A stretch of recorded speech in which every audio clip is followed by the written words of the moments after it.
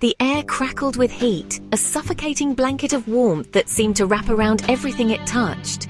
The once clear skies of Los Angeles were now a hazy, ominous gray, filled with the acrid smell of burning wood and vegetation. Panic choked the smoky air as residents struggled to breathe, their lungs burning with each inhalation. The streets were filled with the sounds of coughing and the sight of people desperately trying to shield themselves from the relentless smoke. It was a scene ripped from a disaster film, yet terrifyingly real. Sirens wailed as emergency vehicles sped through the chaos, their lights cutting through the thick haze. People ran in every direction, their faces etched with fear and confusion. On that Tuesday morning, the hills above Los Angeles erupted in flames. What started as a small spark quickly grew into a raging inferno, consuming everything in its path. The dry conditions and strong winds created a perfect storm for disaster. The blaze, fueled by fierce winds and tinder-dry brush, tore through the canyons with terrifying speed. It moved so quickly that many residents had little time to react, their homes and possessions reduced to ashes in mere moments. Homes vanished in the inferno, lives were shattered, families stood in shock, staring at the charred remains of what once were their homes. The sense of loss was palpable, a heavy weight that hung in the air. The City of Angels was ablaze, the iconic skyline vanishing behind a curtain of ash and despair. The Hollywood sign, a symbol of dreams and aspirations, was barely visible through the thick smoke, a haunting reminder of the devastation.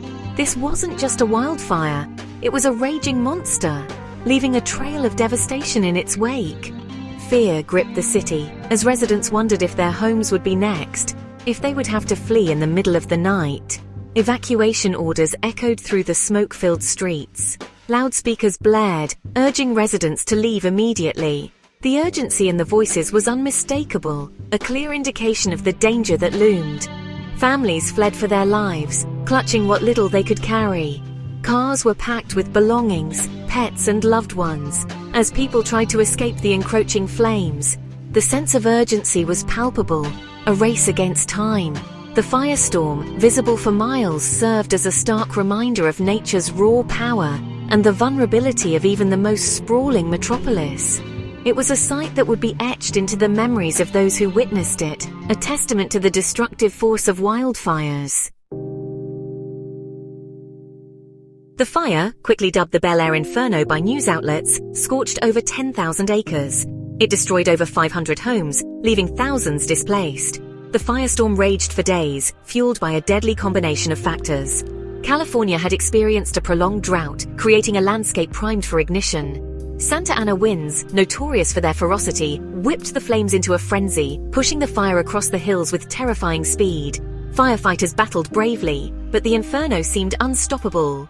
Amid the chaos and heartbreak, whispers began to circulate. The fire's speed and intensity seemed unusual, even for the fire-prone region. Could this be more than just a natural disaster? Was something more sinister at play? While authorities were quick to point to the drought and winds as the primary culprits, a growing number of residents harbored doubts. The fires seemed to start in multiple locations simultaneously, an anomaly that raised eyebrows. Conspiracy theories, fueled by social media, began to gain traction. Some whispered of arson, suggesting a deliberate act to clear land for development. Others pointed fingers at government agencies, speculating about secret land grabs or even weather manipulation experiments gone wrong. These theories, while lacking concrete evidence, tapped into a deep-seated mistrust of authority, particularly among those who had lost everything in the blaze. The seeds of doubt had been sown, and they were beginning to take root.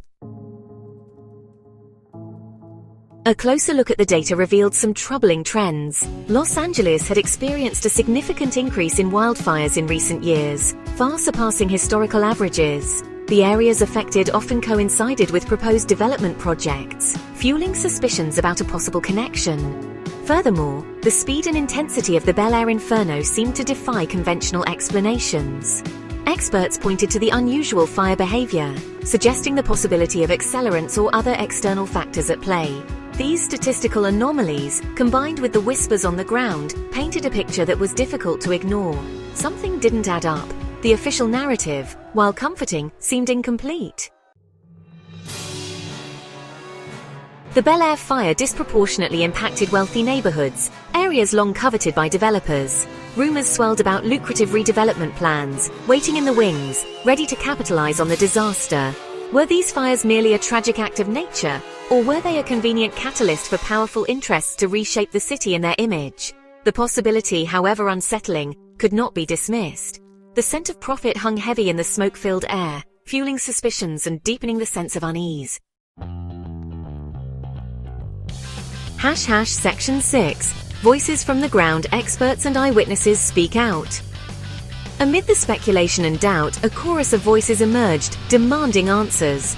The community, once silent and in shock, began to find its voice.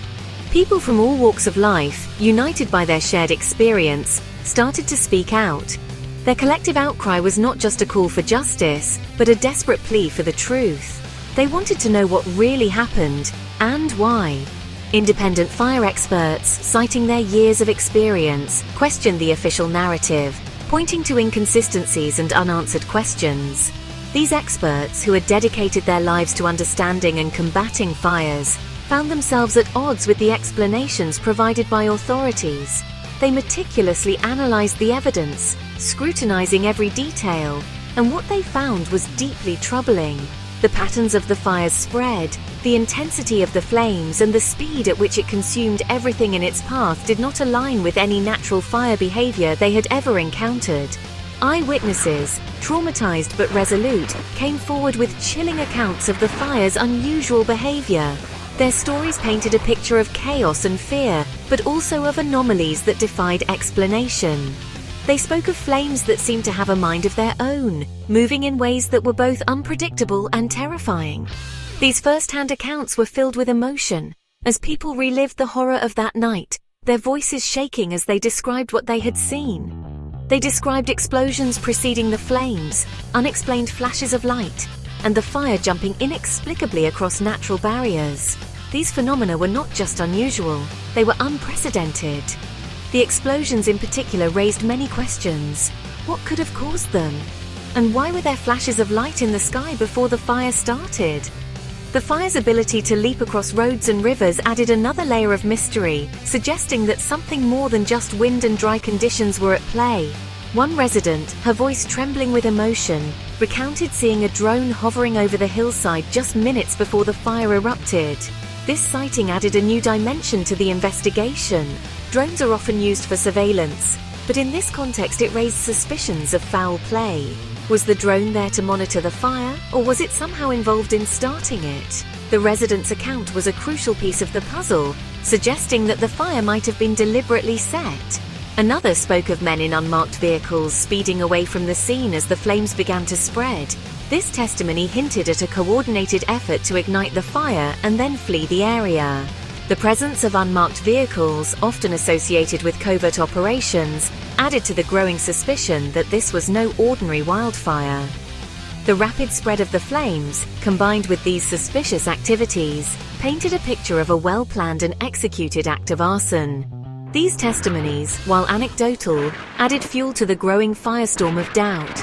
Each story, each piece of evidence, chipped away at the official narrative.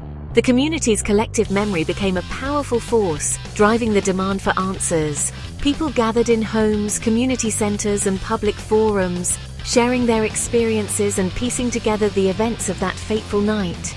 The more they talked, the more they realized that something was terribly wrong. The official narrative was crumbling, and the demand for a deeper investigation grew louder with each passing day. The media picked up the story, amplifying the voices of the community and bringing national attention to their plight. Press conferences were held, banners were waved, and the call for justice echoed across the country. The pressure on authorities to re-examine the case became overwhelming, as the chorus of voices demanding the truth could no longer be ignored. Section 7. Los Angeles at a crossroads, a city remade by fire. The Bel Air Inferno was more than just a natural disaster, it was a societal reckoning. It exposed the deep-seated anxieties of a city grappling with inequality, environmental degradation, and a growing sense of powerlessness. The fire had laid bare the fault lines in Los Angeles society. It had pitted neighbor against neighbor, citizen against government, and truth against power. The city stood at a crossroads, forced to confront uncomfortable truths about itself and the forces shaping its destiny. Section 8. Seeking truth, seeking justice. A call for transparency. As the smoke cleared and the city began the long process of rebuilding, one question lingered. Would the truth about the Bel Air Inferno ever be known? The devastation was immense, and the scars left behind were not just physical, but emotional and psychological. The community was left grappling with the enormity of the disaster, and the need for answers became more pressing with each passing day. Would those responsible, whether through negligence, greed, or malice, be held accountable? The courtroom became a battleground for truth, with families and activists demanding justice. Protests erupted across the city, with people holding signs and chanting for transparency and accountability. The investigative teams worked tirelessly, sifting through the ashes and debris, searching for clues that could unravel the mystery behind the inferno. The answer lay not in conspiracy theories, but in a relentless pursuit of facts, transparency, and justice. Investigative journalists played a crucial role, digging deep into records, interviewing witnesses, and piecing together the puzzle.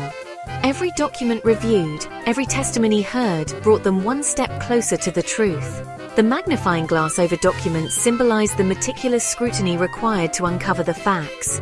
It demanded a thorough, independent investigation, free from political influence or interference. The integrity of the investigation was paramount, and the public's trust hinged on its independence. Meetings were held, strategies were discussed, and every effort was made to ensure that the investigation remained unbiased and transparent.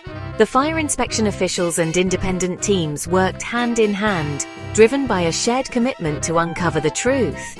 The families who lost their homes, their livelihoods, and their loved ones deserved answers. Their pain and suffering were immeasurable, and their resilience in the face of such tragedy was inspiring. Community gatherings became a source of strength, where people found solace in each other's company and shared their stories of loss and hope. The collective grief and determination to seek justice united the community in an unprecedented way. The city of Los Angeles deserved answers. The skyline, once shrouded in smoke, now stood as a testament to the city's resilience and determination to rebuild. Community meetings were held to discuss the progress of the investigation and the steps being taken to prevent such a disaster from happening again. People walked through rebuilt areas, a symbol of hope and renewal, but the quest for truth remained at the forefront of their minds. And the pursuit of those answers would determine not only the fate of those affected by the fire, but also the soul of the city itself. The rebuilding efforts were a collective endeavor, with firefighters, community members, and officials working together towards a common goal. The inspirational cityscape of Los Angeles served as a reminder of the city's enduring spirit. The journey to uncover the truth was long and arduous, but it was a journey that the city was committed to seeing through to the end. Section 9. From the Ashes, Hope Building a Safer, More Resilient Los Angeles. The Bel Air Inferno was a tragedy, but it could also be a catalyst for change. It was a wake-up call, urging the city to confront its vulnerabilities, address its inequalities, and build a more resilient future. Instead of yielding to despair, Los Angeles could emerge from the ashes stronger, more united, and more determined than ever before. This was the time for healing, for rebuilding, and for demanding a future where the flames of disaster would not be allowed to consume the City of Angels again.